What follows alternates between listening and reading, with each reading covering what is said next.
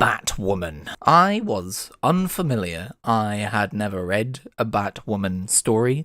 I'd barely seen her pop up in other comics regarding the Bat family, which is a bit of a surprise because I've read a lot of comics regarding the Bat family. But I've always loved her design, the black and red combo, the long red hair, the lipstick and the pale face, and it's so cool. I recently discovered DC Compact Comics, and I've made a short about this in the ones that I picked up, but one of the things I didn't mention that excites me about DC Compact Comics is that DC are obviously going back to some of their best regarded trade paperback volumes and turning them into compact comics, so it's kind of hard to go wrong with them at the minute. To the best of my knowledge, they haven't been publishing new trade paperback volumes in that format, so it's pretty much a greatest hits so far. And so when I saw Batwoman Elegy as a compact comic, I was like, well, clearly this is a great Batwoman story. On the back it said it was seminal. Seminal is a good word for someone wanting to,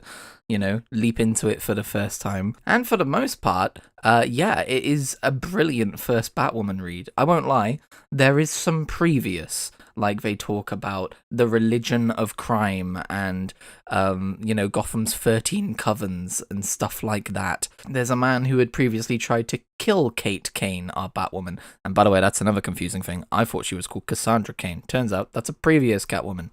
Catwoman? Batwoman. Oh god. But yeah, there's definitely, you get the impression that this isn't issue 1, right? Like there's clearly some previous story that's happened here, and that's always the danger of launching into a trade paperback volume, or I guess a compact comic volume now, of just like, it's always going to be something that's part of a larger, wider series, and you've kind of got to be okay with not knowing every tiny little detail. But part of a sense of displacement I felt was just that I didn't know what Kate Kane's situation was with her dad, who she calls the Colonel, and how he's helping her, and why he's helping her on her mission as Batwoman, and how she came to be Batwoman.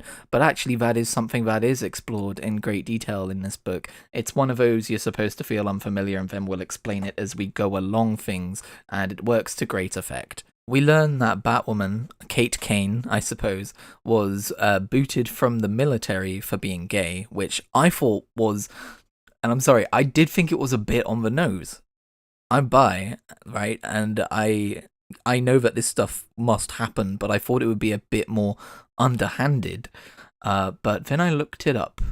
And no, it's a real thing that was enforced until at least 2011, and I'm sure probably does still go on today in the American military, and probably militaries across the world. So that sucks. But yeah, Kate Kane is gay, and it's really great to see such a prominent gay character within the kind of Batman universe, I suppose. They don't shy away from it. It's quite a prominent part of her character outside of being Batwoman, and I always love reading stories like that. More of this, please. Now, just a word of warning, I am going to be veering into spoiler territory here while we talk about some of the more plot-driven elements of this story. I wasn't a huge fan of the villain of Elegy, just being like this Alice in Wonderland-inspired person who's a bit crazy, and thinks that she's Alice and speaks all weirdly. Like, I liked her design, I suppose, but her motivations aren't really revealed until we learn, spoiler alert, that she is Kate's sister. And then we kind of learn why she's personally been going after her and why it's like this personal story of self-defense instead of like, trying to stop crime that's happening in Gotham and so on and so forth. But I don't know, I was not hooked on her as a villain.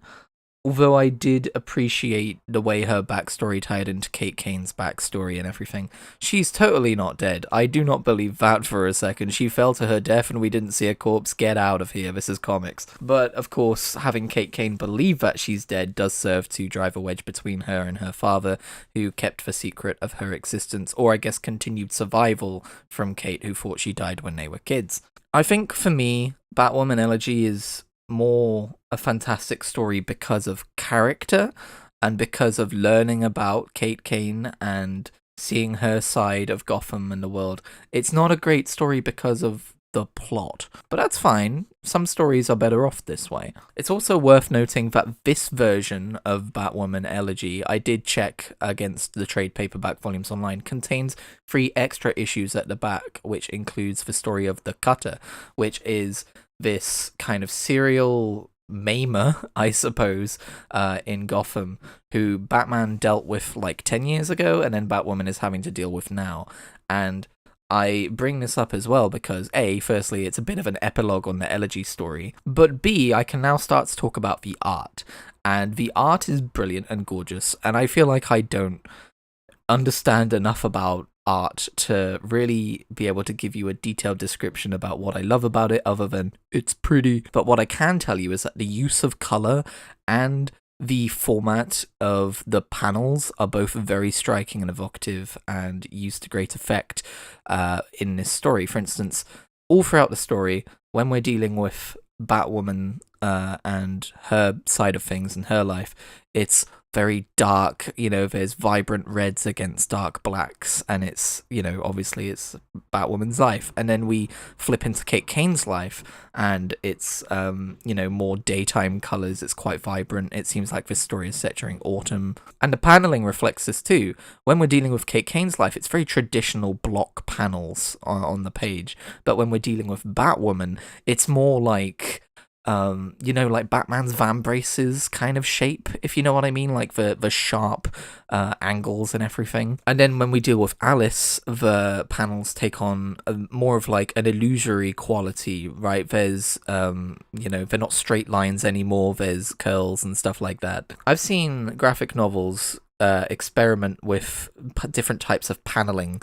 I don't know if that's the right phrase, but before, but I've never seen it done to so great an effect. It's really well done here. And again, the use of colouring in the Cutter as well.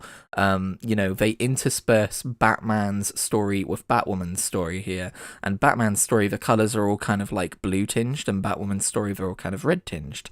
And there's a lot of symmetry there as well going on in what's actually happening in the story. And that's I'm really glad they included that. It's a really great 3-parter. And I guess it's not really an epilogue to the Elegy story, but we do get to see more of, is events that directly follow that story. So we get to see more of the relationship between Kate and her dad, and Kate and her cousin. But unfortunately, partially due to this being included as part of the book, my main criticism with Batwoman Elegy, the compact comic, the book itself, is just that it doesn't really feel like it has a conclusion. Like, I know the conclusion of the Elegy story itself is that we assume that Kate's sister has died, she's found out about her past and her dad keeping things from her, and they have an argument, but that's kind of where that ends. And then with the Cutter story at the end of this, she begrudgingly works with him to try and track this guy down. But again, then her cousin is asking her for help and wants to join her as Batwoman, as her own crime-fighting, persona. And again, that just feels like it's setting up the next story. There's nothing here which really feels like the book has a conclusion. It just feels like a part 1. And it's not a game breaker for me. This is still a fantastic book that I would recommend to people as their first Batwoman read. But I think it's definitely something that's worth noting, especially when, at least in compact comics format, there is no volume 2 as of right now. If they do continue this, I'll probably pick it up though, because again, cheap, looks good. Something to mention about the compact comics format, however, is I have just started my next one, which is Far Sector, which is a Green Lantern story. And that one, unfortunately, is where I start to see the drawbacks of this format, because the way the art is done, there are some pages which almost look soaked with ink to the point where the text gets a bit blurry, some of the visual quality is dulled a little bit. And there were a couple of pages like this in Batwoman 2, where the text was a little bit blurry. Maybe it's kind of a misprint in terms of how much ink should be on the page.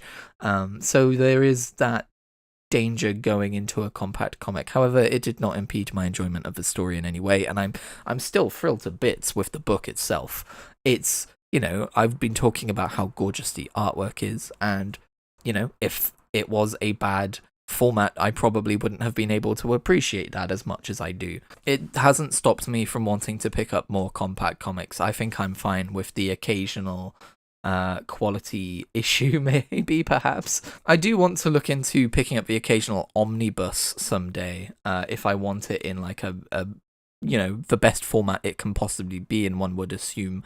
But for now, this doesn't feel like a budget way to read these stories, because it just feels like I've got this book, which is really cool. I don't know how to explain it. It's just cozy. It's great. It's brilliant. Would recommend both the story and the book itself. Thank you very much for coming and listening to my ramblings about it.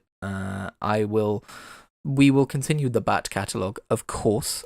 This is me kind of staggering my Bat Catalogue videos until the long Halloween gets here, because that comes out early October, and it was missing from the Eagle Moss Legend of Batman collection, and so I decided to pick up or pre-order the compact comic version, and it won't be here till October, and that's going to be like, there's like 2 volumes between now and then, so I'm trying not to reach there too fast and have like a full stop point, so some Batwoman in the meantime. Anyway, I'll catch you in whatever I make next.